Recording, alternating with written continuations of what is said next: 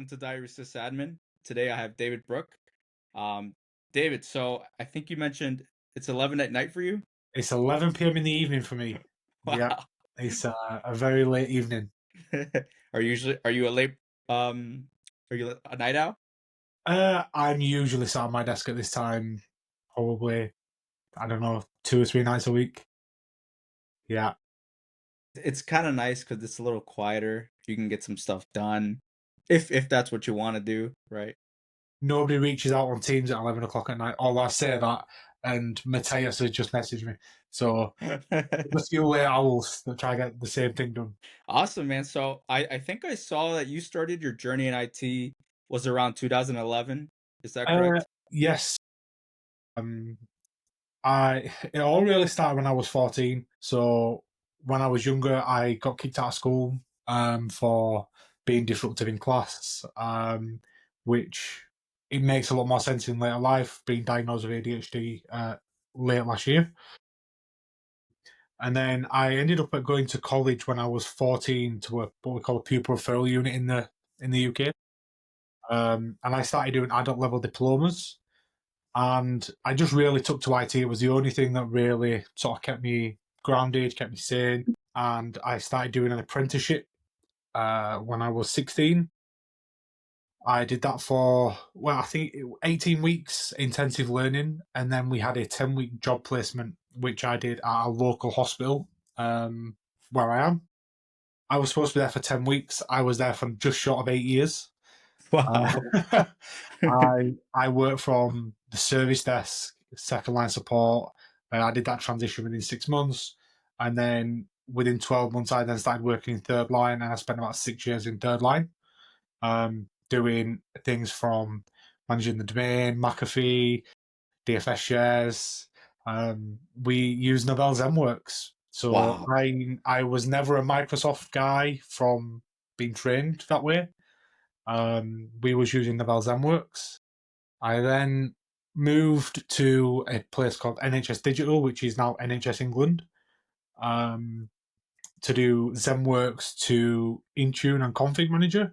They was going for a co-managed state, and then COVID hit, um, and I was actually on sick leave when COVID hit. So I just had some knee surgery, and I was laid up in bed, and COVID hit, and I just started blogging about my experiences of implementing hybrid autopilot from basically being sat in a bed at home, wanting to go back to work with nothing else to do. And then I worked for a consultancy when I worked at the local hospital in Bradford. Yeah, I then got picked up by a consultancy firm that we did some work with, and then everything just started from there, really. My entire career has been fast paced. I'm not one for sitting back on my hands. I always want to go 3,000 miles an hour, and I just want to get stuff done. Um, I will pardon my P's and Q's for recording the podcast, but I just want to get stuff done. I'm not a massive fan of the politics, if I'm completely honest. Which kind of led to me setting up on my own last year. So it's been just over a year now since I set up on my own, and it's mainly because I'm not a massive fan of business politics. I just want to go and I want to help as many people as possible.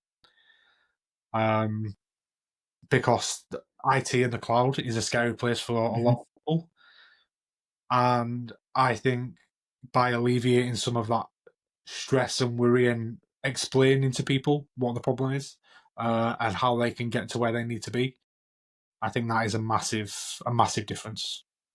Um, my entire my entire business is about helping people and leaving them with something they can manage, and not just going consulting and expecting them to keep paying me. If they're continuing to pay me money, either I've done something wrong or we're doing something different because we've got them on a journey where they want to continue to innovate. And I prefer the latter rather than um, coming back to do the same things over and over again. Absolutely. I mean, man, now you just threw us um a lot, and we're gonna unpack that. So Yes. take me Sorry. back. No, you're good. You're good. No, this is perfect. We can kind of bounce off of this. Tell me about your apprenticeship. I here in the States, we really don't have a big intern or a big apprenticeship program. So how was that like, especially as a young kid? Uh, I always say I'm like Benjamin Button. I'm aging backwards. I've always been mature of mind. Um, if you ask my wife, she'll say the complete opposite. But I've always been mature of mind and very driven and focused. Um, I did. My problem is I've never really learned very well with people the same age from being at school. Um, and I went into it really apprehensively. Um, it was something I wanted to do, but I went in with it full force, and I just wanted to get stuff done. Um, the apprenticeship program isn't a traditional apprenticeship program that we did. Um, it was actually investigated by Panorama here in the UK, and it was shut down not long after. Um, but it was essentially 18 weeks of intensive learning, literally reading the books, doing the exams, getting yourself put in a placement. That's how they earn their money. Now, a lot of people that were in that program no longer do IT. I know two people that still work in IT, the rest don't. In fact, I know three people. One of them that didn't go to the same academy, but we worked at the same place after. He did the same academy in Leicester, and he still works in IT. I actually still work with him today. But it was what you made of it, and I took every single ounce of thing I could learn from it, and then grew based upon that. I knew what I wanted to do. I knew where I wanted to be. Um, the books don't teach you everything. The books teach you when you're writing a book. And I'm saying this. I've just wrote a book. Once you're writing a book, once it's published, it can kind of be out of date straight away. And we started off with the CompTIA A plus. Um, and this was in 2011, and they were still talking about serial and PS2 ports and things like that. That was not relevant, really, in any maybe in some of the medical equipment I used, but in terms of IT and modern IT, none of that was relevant. But it gave me a solid building foundation to continue to be where I want to be today. Did you have any people come into your classes, like um, anybody in the endpoint space, or was it just kind of like people teaching that space? So the way it was worked out, so there was three different classes, um, but we just had the same tutor that taught you everything, over and over and over and over again. Now, the guy that was the lead educator for all of the academies, was an MVP at the time. He is not an MVP anymore. He was an MVP at the time, and that was really my first introduction to Microsoft MVPs. And one of my sayings is, don't want to be like somebody, want to be better than them. Um, Again, that's what gives me my drive, because I don't want to be a person. I want to be better than that person. And that's not to disrespect anybody, Yes. uh, but that's me setting my own goals of I don't want to get there and stagnate. I want to get there and continue pushing forward. Absolutely. Yeah. And you mentioned a book. Yes, I think you're fresh off the press, a couple weeks, if I'm not mistaken. 2 months now, yeah. Wow. 2 months off the press. It was 10 months of hard work for Paul and myself. That's Paul Winstanley, another MVP. Yes, it was 10 months of hard work, a lot of late evenings again, 12, 1 a.m.s. Um, but it was an experience I never thought I'd have, but an experience I'm grateful of doing. Um, to say that I've been an author of a book is something I never ever thought I'd hear myself say. Even my family have said that, like, they never thought from where I've been to where I am today, taking that journey was ever possible. Yeah, your 14-year-old self is probably like, wow, David's an author. How about that? Yeah, yeah. It's not so long ago. I only turned 30 2 weeks ago. So yeah, 2 weeks. No, it's a month ago now. Time's flying. Happy late birthday. Yeah, yeah. It's always the week before MOA, so it's nice to get to MOA the week after. But it still feels like a lifetime ago. so, so tell me, why did you start that book? And tell me a little bit about that process. So myself and Paul got reached out to individually over LinkedIn by a publishing company. Um, we both initially sort of hesitated. We spoke to each other, so I'm very close with Paul in terms of talking pretty much every day. Um, and then we said, well, if you're going to do it, we'll do it together. And at the time, I was a month into my new business. I was very quiet, and I thought, oh, I'll get this book done in no time. Obviously, things then take off, and a lot of stresses and competing priorities all hit at once. And yeah, it was just a very stressful process. But again, I looking back on it now, there's things I'd do differently, but it's taught me a lot in terms of writing styles and thinking about how you write something for other people to perceive. Um, yeah, it's been a very, very valuable experience with a lot of new learnings on top of it. How did you kind of go about like writing it for others? Like that's a really important strategy. How did you kind of learn to write not only help yourself but the broad personnel? So he's difficult. So I've always wrote knowledge based articles, documents for people to read, and I always want to say, write something as you want to read something. So if you want to be able to understand it, write it that way. Um, and I've got a very broad accent, as you can tell. I'm a proud Yorkshireman, uh, and I write the same way. I write as it is, tell you straight up. Here's the truth. This is it. Uh, and I wrote it that way. There is things that you have to try simplify a little bit, because not everybody works in that space. There's a reason they're buying the book, so trying to simplify some of the ways you'd say something to help make it understandable by a lot more people. Um, but I think it's again, it's just been a process. Yeah, he taught me how to really come back a little bit more. And then looking back at some of the documents I've wrote over the years for people, like the knowledge based articles are still out there, still read by people in companies. I could have simplified things a lot more, and it's given me great insight into how I can write my blogs and things going forward.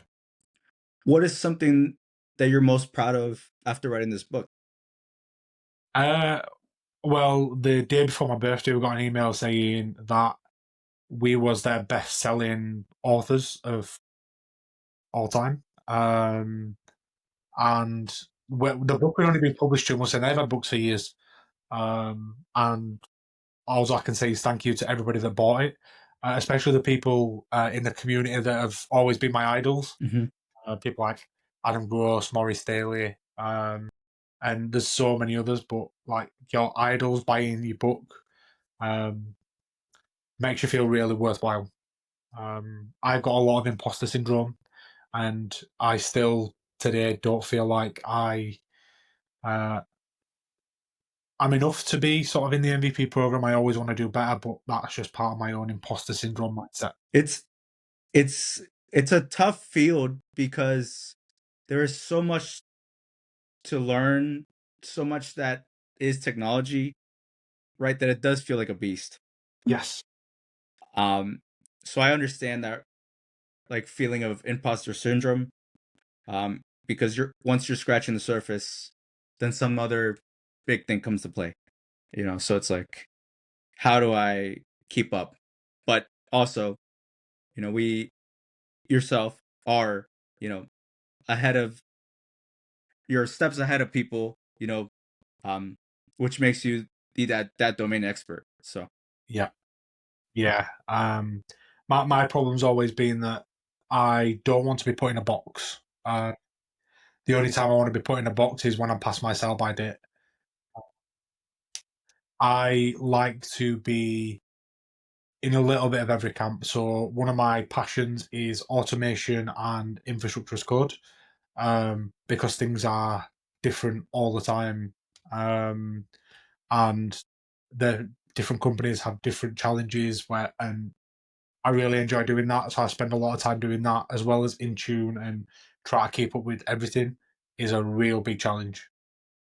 Absolutely. But I think the community does a really great part of sharing each other's knowledge, right? Yes. Because we are only one person who can only handle so many different aspects of the job, where we have thousands of other people who do the job as well and share their knowledge. Yeah, correct. Places like MMS, Workplace Ninja, and all the other conferences that are out there, like the people that go and speak, sharing that knowledge, they've all been in the same place as the attendees have, and it's a journey. Like, it doesn't happen overnight. I went to so my first time at MOA, I won a ticket from Two Pint, from a Twitter competition of comment if. From there, I got a massive bug about being in the community. The following year, I came and presented, after doing a tips and tricks session the first year, which were just literally 3 minutes on stage showing something cool that I'd built, uh, in the company I worked for at the time. And then I've been there ever since. I've spoke every year after that, and this was my fourth year there this year. So you So s- so you started going to MMS and speaking in 2022, 2021.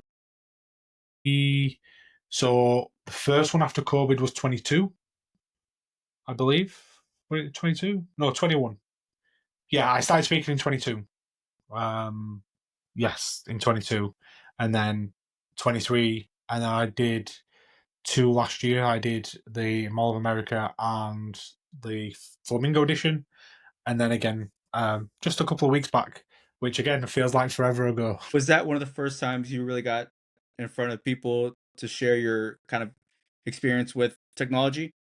So I once I got accepted to speak at MMS, I submitted for a local user group, so PowerShell UK, in London, um, and there was not massive sign-ups. Like, there was maybe 15 people in the room. And then the way obviously MMS do it, they allow people to sign up to sessions to see which is popular, etc. And to then look at one of the sessions we had 172 people in one session. So going from 15 to 172 people was scary.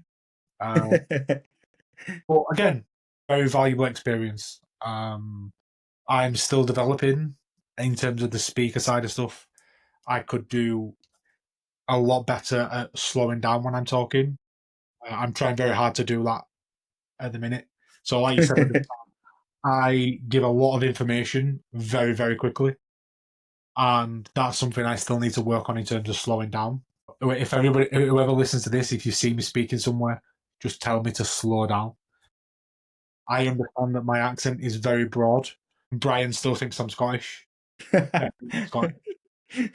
Yeah, it's. I'm very thankful for everything that MMS has given me in terms of personnel building, networking, um, and yeah, just everything.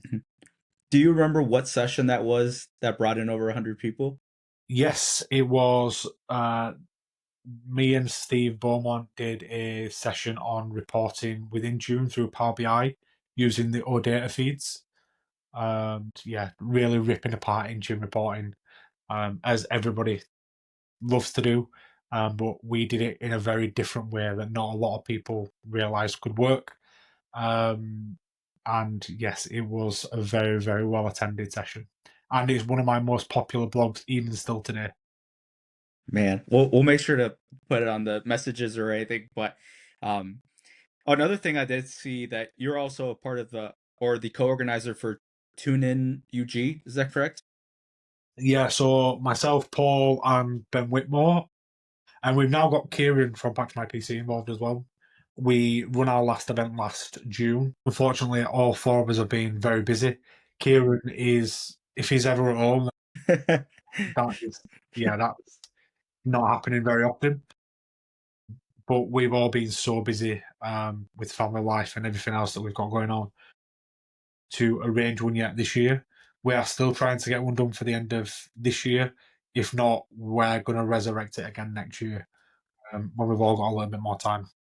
Is that a one-day event then? Yeah, so it's just a 1 day event. We've had it in Leeds, we've had it in London.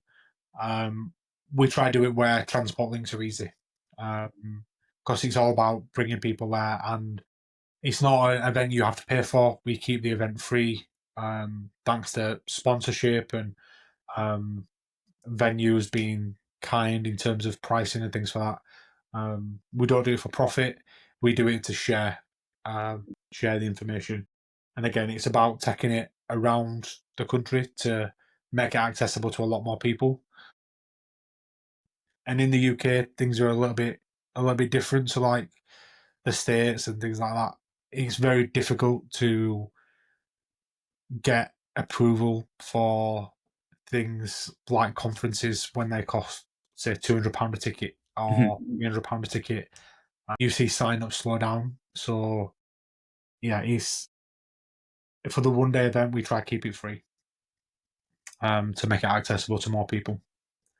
And we also do it on a Friday, so either they can have a long weekend and go out Mhm. beers after. Because once we finish the day, we tend to find the local pub and go for a few beverages. That's and I think I saw some pictures of the attendance. It looks like it's a well turned out event. Yeah, so we had it at the Microsoft Reactor the first year. We could only have 60 something people, and I think our turnout was between 88 and 91%. And even the lady at the reactor said that for an event that's free, to get that amount of people showing up is amazing. We was one of the first people after WMUG obviously ceased to exist to do something in the UK. And now there's so many things spinning off. Obviously, I'm part of the Workplace in the UK conferences as well. And we're hosting one obviously in a couple of weeks in Edinburgh.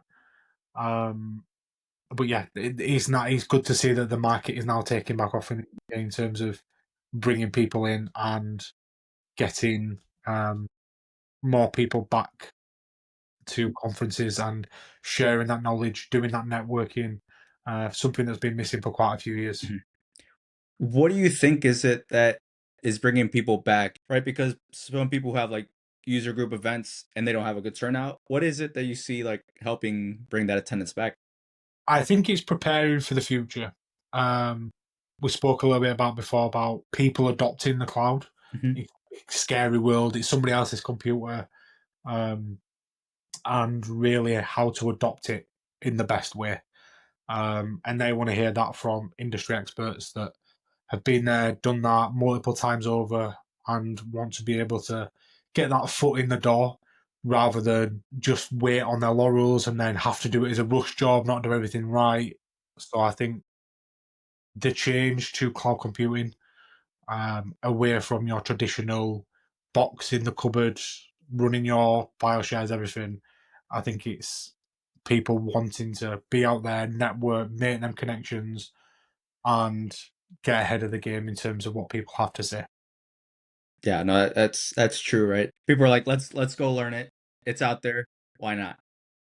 So, um, so I think you mentioned earlier that you are, or that you play cricket. I play cricket. I'm also on the committee for the cricket club, doing the social media, um, a lot of tech stuff, as you can imagine. Digital signage, we're just doing some automation work for fixtures and things like that. So bringing my love of IT into the love of cricket. I used to do rugby, which is a lot better suited for my size. Um, but obviously, with all the knee surgeries and everything, I had to give it up. And my son isn't that way inclined that he wants to run at people or let people run at him, and he's like American football but without pads, like just running at each other, smashing each other to pieces. My son, 8-year-old, didn't want to do that. he wanted to play cricket instead, which is just somebody bowling a ball at you. And then his coach said, "Come on, you come and have a session with the lads." So I joined. That was last year, and yeah, again, I don't do things by halves. I now this year I got uh, placed into the committee uh, to help drive the club forward. Um, yeah, I just my passion in life is I got a lot out of amateur sport when I was a kid. It helped me a lot in terms of relief of getting away from schoolwork and everything else like that. I want to be able to build or help build a club with a community that's there to help the next generation. So for that club to be around when my kids are my age, and hopefully my kids want to be involved in whatever sport activity, whether it's dancing, any sport, that they have that same ambition to be able to then want to give back to doing something like that and putting their effort in, because at the end of the day, it's like what I do with come to conferences and things, sharing that time, sharing that knowledge, sharing that passion means a lot to a lot of people. Um, so yeah, I'm there to help hopefully keep the club around for the future. What have you learned in cricket that you were surprised by? Um, I can actually run. Uh, no, it's there's a different. So I don't mind running at people or people running at me, tackling me, and things like that. But there is still different types of fear that you have to get over. A hard cricket ball coming at you, 70 miles an hour, even though you got pads on when you're bowling, that's a different thing to conquer. And then trying to catch a ball that's coming down, and it's coming down at pace. There's different things that you have to comprehend. Catching a ball, I could break all my fingers. Not very good for IT um, at all. I broke my right hand before and had to learn to use everything left-handed for 2 months, and it's not easy. But yeah, just learning how to comprehend the risk versus reward. Um, yeah, I try and instill all my values same across the board, so it's very difficult to sort of answer that in any other. I want to put my all into everything I do. That's the same with cricket. If you ask anyone at the club, I am one of the loudest people in the field. I am there to bring energy, bring passion, and keep people smiling. We could be getting absolutely ransacked and beat to a pulp, but everybody's got to keep the energy going. If there's nothing worse than standing in the field for 6 hours, it could be it could be a little bit wet, it could be damp, it could be miserable. But if your energy is down there, that 6 hours is going to feel like 24. So you've got to keep that energy pumping. 100%. And that's And something I learned from my rugby days. Yeah. so were you a rugby player, like Just semi-professional, or did you no, play no, recreational? no, just amateur. Just playing for the local club that I played for since I was sort of 10 years old. Um, I coached then for 2.5 years. So in fact, I coached for nearly 4 years. Um, I coached a team when my son was younger before he started playing to get the experience of coaching and handling the team. Um, and then once my son became 7, I went and coached a team for that he played in for 2.5 years until he said, "Dad, I don't want to do it anymore." And I felt bad that I had to give up all of the kids that I was coaching, but at the same time, it's about my family as well. I want to look after my family time and work and do what's best for my family. So we went to cricket, and yeah, I said I wouldn't get involved as much, and I'd only be there to training and games, and now I could be at the cricket club 6, 7 days a week. Like I've been to the cricket nets tonight. I've been with one of my mates. We've been had a bowling machine and had a bat for an hour. Um, yeah, I love it. It's something away from my desk. I'm sure it helps you unplug, and once you're there, you only have to focus on that, right? Yes. Yeah, my phone stays in my bag and I just focus on playing cricket. It's a full disconnect, and I find that very difficult to do. If I was sat in the house now, I'd have my phone there. I'd be checking emails. I'd be making sure that things are prepared, ready uh, before I actually joined this call. So I didn't want to stay inside because I'd have fallen asleep. I've been doing some of my session prep for Workplace Ninja, and submitting sessions for some other conferences. So yeah, it's always on the go. I know you told me a couple of the sessions you had at Workplace Ninja UK before we were talking on air. For people who are going to be there or thinking about some sessions, what are some that you're doing there? I've got a session with Morris Daly. If he upsets me, he's going to be called Maurice. After 6 years, he finally told me that I was calling him the wrong name all the time. I will never forgive him for that because he made me feel really bad about it.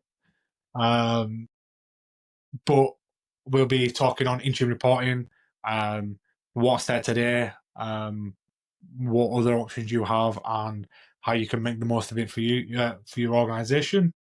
And then I've got one with Christina Kyle talking about BYOD and app protection, and if you really want to manage somebody's device or you're just bothered about protecting your data.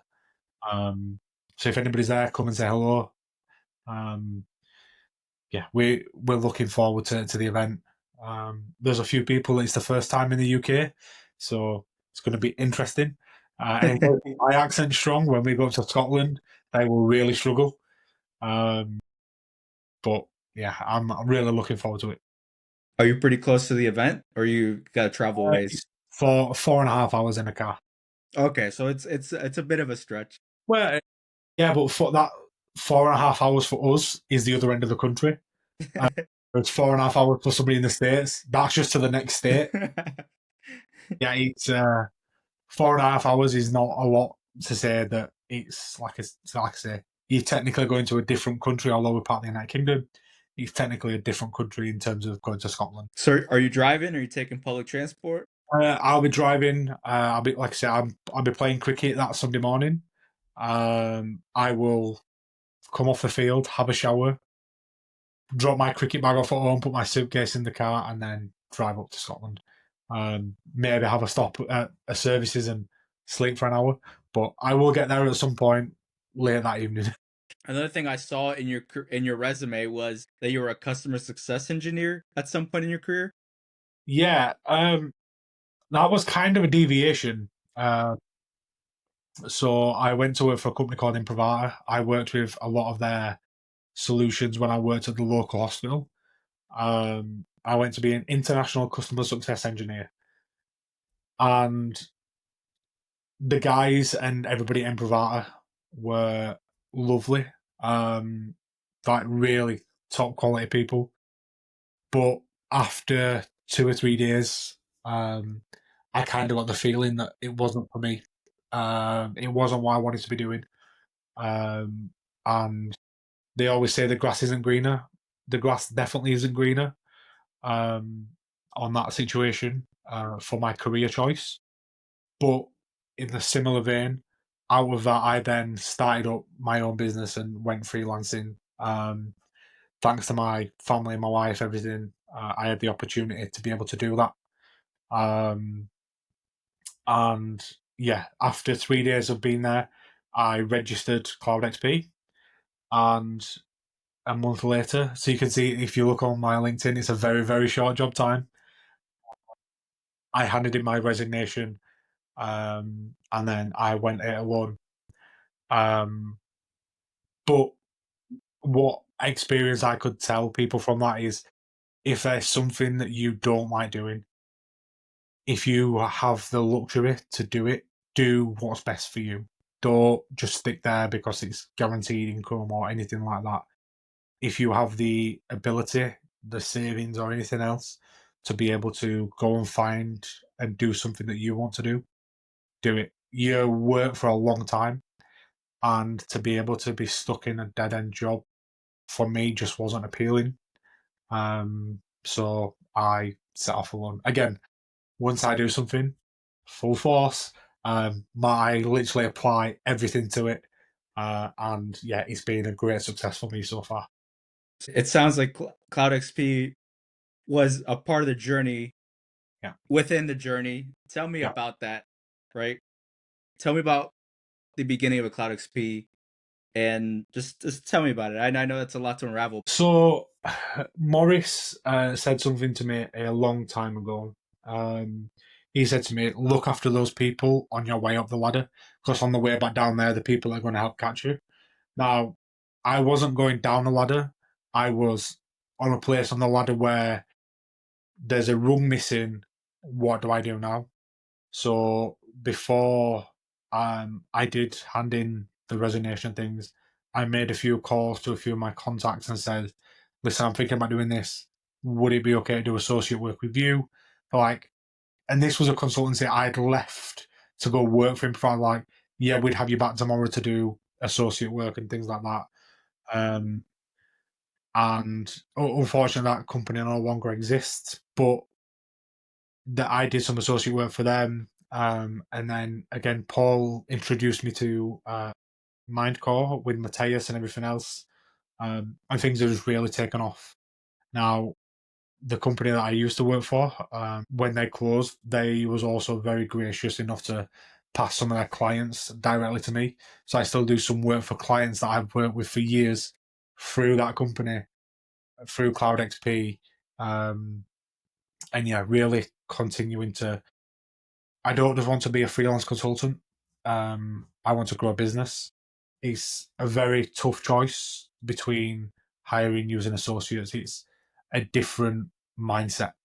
Um, there's more responsibility, and you've got to essentially ensure that the pipeline's there to be able to provide for somebody. Because when you hire somebody, you're taking on not just your own stresses in terms of is the work there, everything else, but you're taking on a person that could have family, they have bills, responsibilities. You're taking on that as well and you've got to make sure that you can provide for that person. But I do want to grow Cloud XP. It's just about which direction I'm going to go from here. What are some things that have surprised you starting up your own company like that? I still hate paperwork. I hate it even more now. Uh, Government loopholes, different tax pots, just all of the business stuff that you get shielded from when you work for somebody. Obviously, there is people in businesses that do that for businesses, but when you're your own person, your own business, and you've got to manage all of that, um, that's a different headache. Making sure your expenses are done, file with the government, and everything else, and it's another job on top of your job, and that's not the stuff I enjoy doing. I enjoy doing technical stuff. I want to do the technical stuff. I don't want to do paperwork. I don't want to be talking to the HMRC or anything like that. I just want to do cool shit. Yeah, yeah, yeah. Just to do cool shit, and that's all I want to do. Uh, yeah, that was the biggest challenge. All the accounting and everything else. So through my first year, my accountant said I've done really well for the first year. Um, there's definitely things where I could do better on in terms of being able to log things better um, to save myself some more money. Mhm. Yeah. It's I'm sure it's a learning curve, and as time goes on, you will get better. You are 0 to 100, you are only Yeah, going to get better. yeah, What are some things that like really have, made you happy, or some success stories with Cloud XP? a year. Yeah, What yeah. what are some things that you've, like taken that year mark, some things that you really enjoyed or have had success in? One of the best things that's happened during this year is working for Mindcore out in Denmark. Like the people there are amazing. They are just like working for somebody else, but they're like a second family. They are absolutely amazing people. But in terms of like individual success stories, there is a company that I've been working with that their management was a little bit hesitant to go with what they call a one man band. rather than a large scale consultancy company. So that was a very tough win in terms of the sales process. But now that they are reoccurring clients and um, they can see the value that I'm bringing, I'm not just giving them what's written in the Microsoft documents, I'm giving them actual advice, actual proper consultancy, not something that's raw and on a piece of paper that you can go and get online or anything else. Actually being there to strategically move them forward and removing some of the layers of politics, saying, for example, if you go to a large scale consultancy, oh, I don't deal with that area. I look after this. I have to be on with somebody else. There's none of that. If you talk to me, if I have another associate, I'll put you in touch and we'll all have a conversation. Like, it's not. I will say, yeah, that's not my area of expertise, but I can get you some information and come back to you. But there's none of the politics of passing the book around and then losing it. The book stops with me, and yeah, um, the biggest success is that they are now continuing to come back for more work to keep improving. Having worked with different types of technologies and different avenues now, what are some things, right? Maybe in the world or maybe in the technology world that excite you moving forward? Not Copilot. Uh, no, the Copilot is going to be around for a long time to come. There is some very useful Copilots, um, but the things that really interest me is helping educate people on how they can make their lives easier, do things repeatable, using DevOps, and then being more secure with Intune, and really just educating people to not just consulting and getting people to pay money to do the job or anything else, but having the value in educating people to be able to move forward and build a better world. Again, building a better world is for my children. It's a scary place for kids to be online, um, and the data that we put into like our healthcare systems, everything else, making sure that everybody understands like how to protect that properly, so our information is secure. Um, that's what excites me the most is just helping people innovate and educate, and hopefully get that same passion and push it on. I had a very good chat to a gentleman at MMS, and we've been texting as well. And he got the bug like I did, and he's building out labs with his friends, and it's amazing to see stuff like that that people also want to go on that same journey. You don't have to name them, but are they just getting started for the first time, getting something out there? Yeah, so they've been in the industry for years, but it's not something they thought about, like speaking at an event and things like that. I don't believe. I'd have to double check with him. But I was mentioning the tips and tricks, and hopefully that's coming back to MMS in the coming soon. Microsoft trademark. Um, so hopefully that can help the next set of speakers start coming through. Absolutely. In that kind of realm, what kind of advice do you give for people like entering the IT workspace or just in general? Having your background, you have had many journeys. What kind of advice do you have for the next generation? Use the resources that are out there. Um, don't think you have to keep all that information in your head. Do the learning materials on Microsoft Learn and things like that. And it's not about knowing all the information off your top of your head. It's about knowing where to look and have a fundamental understanding of what you're trying to achieve, and doing that based on what information you can find, but with that understanding that you've gained from a core concept of doing the learning, you'll be able to build on that rapidly. And again, don't want to be somebody, want to be better than somebody.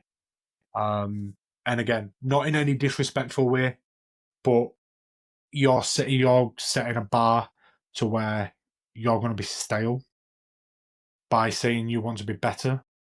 Is you pushing yourself to continue to innovate and be better at doing what you do. And for people who like maybe are getting into Intune, where could they find your book? It's on Amazon. Really, really long title, and I don't want to get it wrong, so I will Amazon it myself now, and then I will tell you what it's called, word for word. Do you have a lot of books at your house? Do you have like a bunch of like the edited copies and a lot of the Uh, revisions? uh, not not physical copies. I've got ones that I've done reviews for companies that are in PDF format, so my OneDrive is full of them. Um, but the book that we've done is the Ultimate Microsoft Intune for Administrators. You can find it on Amazon across the world. You can also find it on Ava's website, which is the publisher, Ava Education. Um, and you can also get the ebook on for Kindle as well. Um, or you can buy it in a paperback form. And it's a lot thicker than we ever thought it would be. When they got delivered, we're like, there's a lot of work in that book. But yeah, it's we've heard a lot of very positive feedback from a lot of people. I know it's probably like this thick. How do you go upon writing that book? Like, do you take it day by day? Do you have like how does that kind of logistic portion of it go? So you break it down chapter by chapter. You do an outline, which is essentially your building blocks, and you kind of put it in stages. So an introduction, and then some of the low level concepts like grouping users and things like that, and then you start building up. The hardest part is making it chronologically follow on from previous chapters. We try to limit the amount to say look forward chapters because we didn't want people to start skipping over pages, things like that. There's a lot of references to referencing backwards, which is fine, because either that's going to spark somebody's memory about what you wrote, or it's going to help them refresh. And then at the end of each chapter, there is a few little questions, and then some open-ended questions for the reader to really think about what's been written in the book and how that can fit their organization. Um, they're really designed to spark the thought process rather than just give you A, B, C, D answers. For example, it's about making you go through that in your mind to give somebody a better understanding. And again, coming back to what we were talking about earlier, learning principles, asking somebody a question in a certain way to help that thought process is something I've learned a lot better through writing the book. And it pays dividends not just in sending work emails and things like that, but just asking questions in on the phone to, for example, the bank, car insurance company, um, being able to word a question in a certain way to get the right answer or the answer that you need. Um, yeah, it's been yeah, again, that's one of my best takeaways. Did you have to spin up like your own test tenant and Yes, take pictures and then yeah, print them? yeah. So not print and print screen them, uh, but every single thing is from a tenant that we stood up. Um, we there has been one comment that things was plagiarized off of the Microsoft documents, which is not the case at all. It's like painstaking finger tapping, um, and a lot of screenshots, a lot of testing, and they're the things that people don't really see about writing the book. Like it's fine writing it down, but we do this day in day out. But then to lab it, to put it in the book, to make sure everything is still working that exact same way, that is the time consuming element of doing a book. Um, yeah, it's been hard work, um, but it's again been very very rewarding. I'm sure a lot of late nights, early mornings. Early mornings, yeah, the book was definitely early mornings. At one point, it did bring around a really stressful point. Where to a point where I got in my car and I just disappeared for a day because I got overwhelmed by things so much. And I hope this is okay to share that. Absolutely, absolutely. But we go through struggles. And us, a lot of people say I'm okay, and blokes, guys, and things like that. We know what okay means, and okay doesn't mean I'm okay. It means I'm dealing with it, and it's on my shoulders. Um, and it's good to talk to people to get that off your shoulders. So I've learned a lot from that experience as well in terms of pushing myself too far, burning myself out. It's good to talk to people, get some of that stuff off your chest, and don't get yourself in that situation where you have to disappear for a day, because it's not good for those around you. That causes more stress than opening up and talking about what's on your shoulders. Yeah, no, not only are you a resource, but you Yeah. also need resources yourself, you know? Yes. Yeah. Absolutely. That's amazing, and I appreciate you kind of getting us through the journey. I'm sure there's you know a lot more to say, but Oh, I could talk for hours. Ask anybody. I could talk for days. I actually I do want to learn. I you know you've been in the field for a while. What has been an oh crap moment or something in IT related that has stuck with you till this day? So there's something that's straight in the front of my mind because I got asked this question. I'm a mess. Um, so when I was working at the local hospital here, we was doing an upgrade, and everything seemed to be failing when we deployed the app to devices.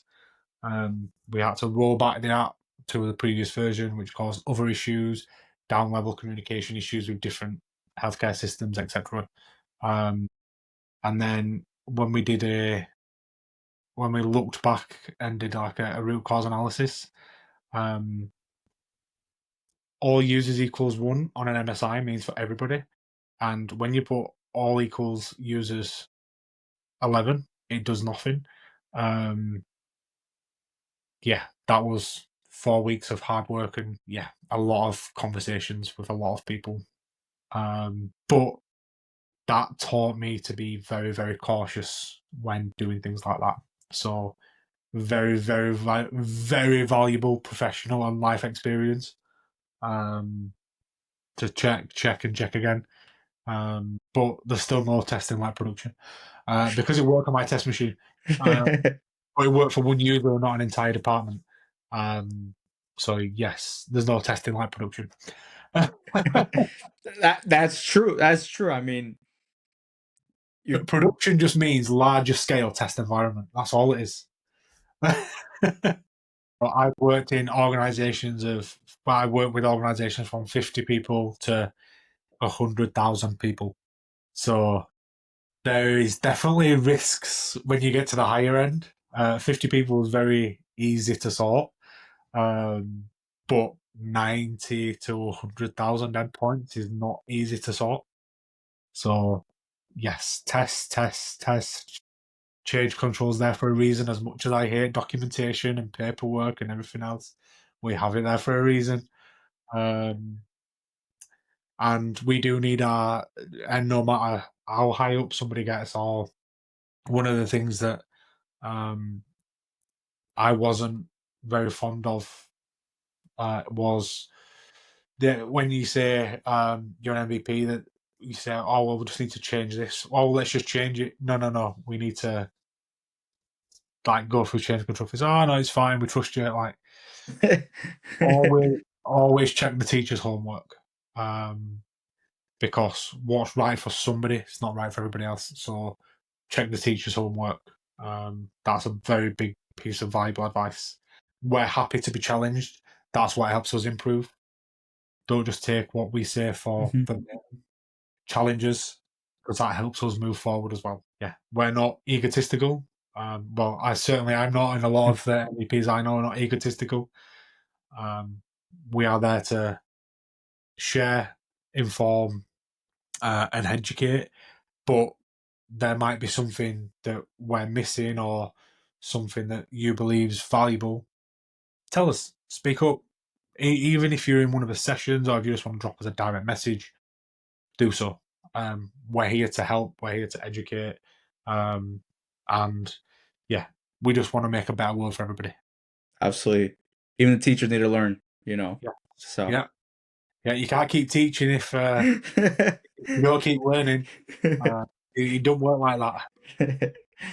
Awesome, David. Well, I know it's getting late for you. Oh, it's just past midnight. The owls are going to start popping up in the trees, and the wolves are going to start howling. Yeah, it's late in the evening. My kids will be up in about 5 hours time.